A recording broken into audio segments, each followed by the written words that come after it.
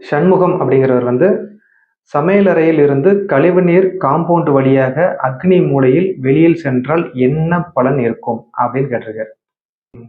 நம்ம ஜென்ரலா அக்னி மூலையில எந்த ஒரு ஈரப்பதமும் இல்லாம பார்த்துக்கணும் அப்படின்னு நம்ம சொல்றோம். அது வீட்டுக்கு உள்ளேயும் சரி, வீட்டுக்கு வெளியும் சரி. அந்த அக்னி மூலை வழியா நமக்கு கிச்சனோட கழிவு ரன்னிங்ல இருந்துச்சுன்னா ஒரு பிரச்சனையும் இல்ல. நம்ம பைப் போட்டு ப்ராப்பரா குடுத்துருக்கோம். ஒரு சேம்பர வச்சு குடுத்துருக்கோம். தண்ணி எங்கேயுமே தேங்கல. தண்ணி அது பாட்டுக்கு போய்க்கிட்டே இருக்கு. ரன்னிங்லயே இருக்குது அப்படின்னா, எந்த ஒரு பாதிப்பையும் அந்த அமைப்புள்ள ஒரு வீடு குடுக்கறது கிடையாது. மாறாக அந்த பைப் டேமேஜ் ஆயி ஒரு இடத்துல லீக் ஆகிட்டு இருக்கு.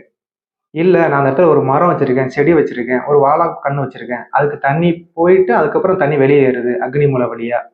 அப்படிங்கிற மாரி வீட்டு அமைப்பு ஒரு தவறான பலன்கள குடுக்குதான்னா குடுக்குது. அது ரத்தத்துல கழிவுகள கலந்து, ரத்தம் சம்பந்தப்பட்ட ஒரு பிரச்சனைகள அந்த வீட்ல கூடிய பெண்களுக்கு தான் அது முதல்ல பாதிக்குது. ஸ்கின் அலர்ஜி, அஜீரண கோளாறு, ஃபுட் அலர்ஜி, கொழுப்பு கட்டி, கேன்சர் சம்பந்தப்பட்ட நிகழ்வு வரைக்கும் அது குடுக்குது. ஸோ அக்னி மூலையில கழிவு நீர் பைப்பு போறது தப்பு கிடையாது. அது தேங்காத அளவுக்கு பார்த்துக்கணும்.